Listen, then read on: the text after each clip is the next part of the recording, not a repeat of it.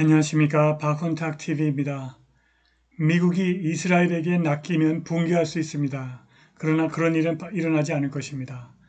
이스라엘은 이기지 못하고 있고 트럼프가 꼬리를 내렸습니다. 구독, 좋아요, 알림 설정, 자율구독료 부탁드립니다. 최근에 외신을 정리했습니다. 최후의 외교가 효과를 보고 있는 것 같습니다. 로이터가 이란의 긴장 완화 및 핵 협상 재개 가능성에 대해서 미국과 직접 대화를 나눴다는 속보를 보도했습니다. 가디언은 트럼프 대통령이 미국이 포르도 농축 핵시설을 파괴할 수 있을 때에만 이란을 공격할 것이라고 보도했습니다. 포르도를 파괴하려면 최소한 3만 파운드의 벙커버스터 폭탄이 필요하지만 그걸 가지고도 이란의 농축 능력을 종식시킬 수 없을 수도 있다는 것입니다.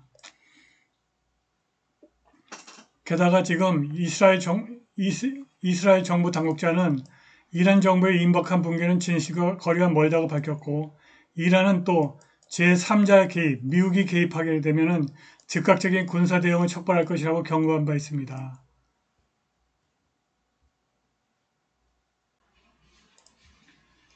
이스라엘이 이란에 대한 선제 공격은 트럼프가 훌륭하다고 칭찬했을 당시 생각했던 것보다 훨씬 덜 결정적인 것으로 드러났습니다. 현재로서는 명확한 결말이 보이지 않고 계속 갈등이 고조되는 상황에서 트럼프는 곧 어려운 결정을 내려야 합니다. 전쟁을 끝내느냐 아니면 전쟁에 참전하느냐의 문제입니다. 이스라엘의 선제 공격은 의심할 여지 없이 전술적으로는 성공적이었습니다. 이란 지도자들은 아무런 예방 조치도 취하지 않았습니다. 이스라엘의 공습으로 많은 사람들이 침대에서 목숨을 잃었습니다. 이란의 방공 시스템 또한 미비했고 무력했습니다. 이스라엘은 이란의 지휘 통제 체계를 교란하고 군사적인 대응을 마비시키기 위해서 가능한 많은 이란 지휘관들을 제거하는 것을 목표로 했습니다. 초기에는 공격이 매우 성공적이었고 이란의 군사적 대응도 매우 침체되어 있었기 때문에 테헤란이 의미 있는 보복 능력을 보유하고 있는지 여부는 불분명했습니다. 이스라엘의 초기 성공에 감명을 받은 트럼프는 마르코 루비오 국무장관이 불과 몇 시간 전 이스라엘 일방적인 행동이라면서 미국의 개입은 없었다고 선언했음에도 불구하고 재빨리 작전의 공로를 주장하기 시작했습니다. 그러나 18시간 만에 이란은 지휘체계를 재편하고 방공망을 가동했고 가장 중요한 것은 이스라엘 방공 시스템을 겨냥한 4발의 미사일을 발사했습니다. 미사일 중 상당수가 이스라엘의 다층 방어망을 뚫고 목표물을 타격하면서 텔아비브의 스카이라인을 환하게 밝혔습니다. 이스라엘 국방부도 직격탄을 맞았습니다. 테헤란이 고위 군사 지휘관 몇 명을 잃은 지 불과 몇 시간 만에 이런 반영을 보였다는 것은 이스라엘의 초기 성공이 오래가지 못할 것이라는 분명한 신호였습니다. 이란은 토요일에도 이스라엘의 정유시설, 테헤란, 메흐라바드 공항, 그리고 기타 민간 및 경제 기반 시설에 대한 공습 등 심각한 타격을 견뎌냈고 미사일 공격으로 대응했습니다. 미사일 공격 횟수는 적었지만 효과는 훨씬 더 컸습니다. 이스라엘의 방공망이 약화됨에 따라 테헤란은 더 큰 탄두를 장착한 미사일로 전환할 가능성이 높으며 이는 파괴 규모를 더욱 확대할 것입니다.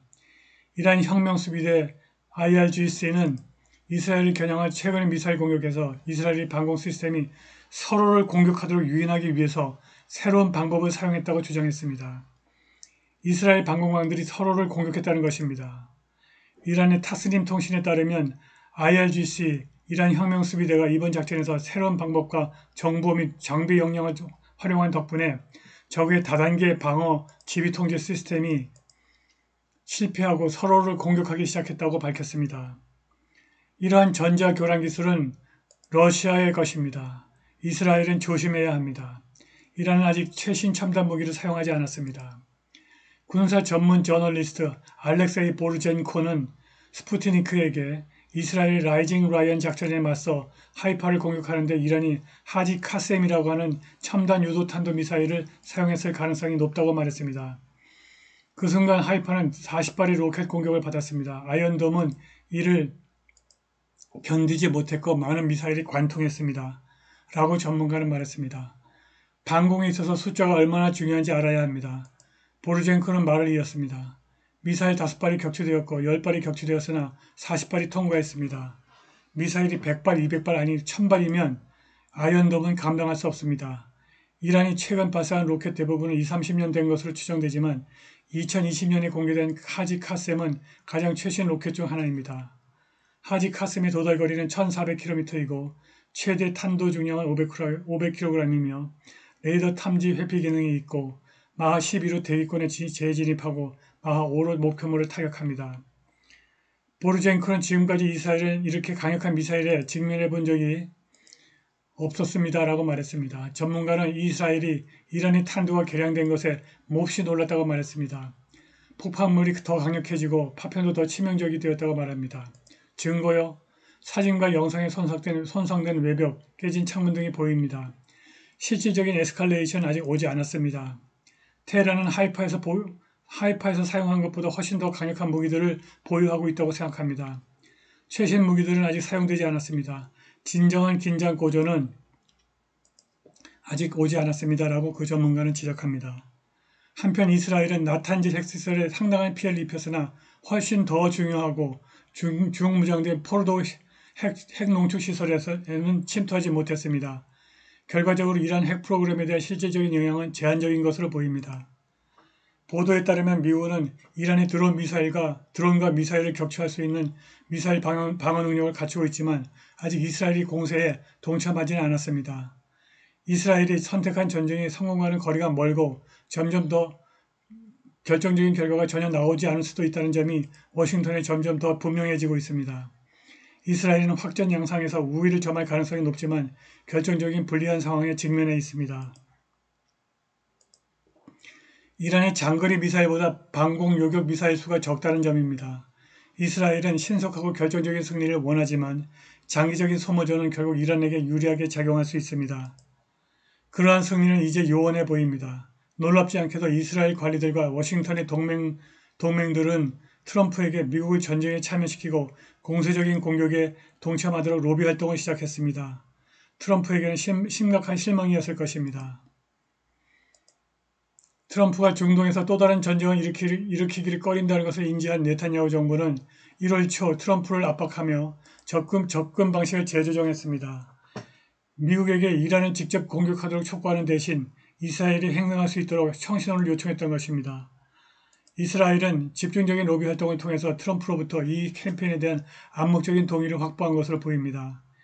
이란과 전쟁을 선택한 지 불과 24시간 만에 이스라엘은 워싱턴으로 돌아와 트럼프의 문을 두드리면서 새로운 요구를 내세웠습니다. 청신호를 주면 이스라엘이 미국을 위해 이란을 폭격할 것이다 라는 주장이 미국이여 서둘러 이스라엘을 위해서 이란을 폭격하라는 주장으로 바뀌었습니다. 이스라엘은 이 요청으로 두 가지 중요한 난관에 직면합니다. 첫째, 미국의 전쟁 참여 승인을 구하는 것은 미국의 직접적인 군사 개입을 요청하는 것보다 훨씬 가벼운 요청입니다. 트럼프가 예상치 못하게 전자에는 동의했지만 후자에게는 동의하는 것이 매우 현명하지 못한 일입니다. 둘째, 트럼프는 승자를 선호합니다. 이스라엘은 트럼프에게 개입을 요청함으로써 자신들이 패배하고 있음을 시사하고 있습니다. 이스라엘은 이란 정권을 제거하거나 핵 프로그램을 마비시키는 데 실패했고 이는 예상치 못한 반격을 당하고 있습니다. 트럼프가 왜 미국인의 목숨을 걸고 대통령직을 위태롭게 하고 자신이 시작하지도 않은 전쟁에 참전하여 이스라엘을 실패하고 정당한 이유 없이 벌어진 분쟁에서 구출하려 하겠습니까? 트럼프는 승리의 공로를 차지하려고는 하지만 다른 누군가의 잠재적 실패에 대한 책임을 떠안으려 하지 않습니다. 이스라엘은 정당한 이유 없이 전쟁을 벌임으로써 트럼프의 협상력을 두 가지 핵심적인 방식으로 약화시켰습니다. 첫째, 이스라엘의 폭격에 대한 대응으로 이란의 엘리트층과 사회 전반에서 핵무기 보유에 대한 지지가 급증했습니다. 이로 인해 이란이 농축을 민간 수준으로 제한하는 데 따르는 정치적인 비용이 커져서 협상이 더 어려워졌습니다. 둘째, 미국이 이스라엘의 공격을 지지하고 트럼프의 자화자찬 수사까지 더해지면서 이란은 트럼프가 이스라엘의 승리 가능성을 높이기 위해 이란을 의도적으로 거짓된 안보감에 빠뜨리게 되었다고 믿게 되었습니다. 결과적으로 협상 파트너로서 트럼프에 대한 얼마 남지 않은 신뢰가 더욱 약화되었습니다. 신뢰가 약화될수록 협상 타결 가능성은 더욱 낮아집니다. 그럼에도 불구하고 협상은 여전히 가능합니다. 트럼프가 이스라엘과 전쟁을 빨리 중단할수록 그의 성공 가능성은 높아집니다. 한 가지 확실한 것은 트럼프와 이란이 협상 테이블로 돌아온다면 이스라엘과 볼턴이 주장하는 자멸적인 핵무기 농축 금지 요구를 신속히 포기해야 한다는 것입니다. 바로 이 불필요하고 혼란스러운 전쟁을 나간 입장입니다. 트럼프가 미국 동부 시간으로 6월 13일 아침 이란에 소름 끼치는 메시지를 전달했습니다. 핵 협정에 동의하지 않으면 훨씬 더 잔혹한 결과에 대비하라는 것입니다. 트럼프 대통령은 6월 13일 금요일 자신의 트루스 소셜 플랫폼에 일련의 게시물을 올려서 이스라엘이 이란의 군사 및 핵시설에 대한 일련의 파괴적인 공습을 게시하면서 수년 만에 중동에서 가장 불안정한 상황이 전개되는 가운데 이란이 아무것도 남기 전에 핵 협상에 복귀할 것을 촉구했습니다. 트럼프는 이미 엄청난 죽음과 파괴가 있었지만 이 학살을 끝낼 시간 아직 남아 있습니다. 이미 계획된 다음 공격은 훨씬 더 잔혹할 것입니다. 라고 게시했습니다. 이란은 아무것도 남지 않기 전에 협상을 통해서 한때 이란 제국으로 알려졌던 것을 구해야 합니다.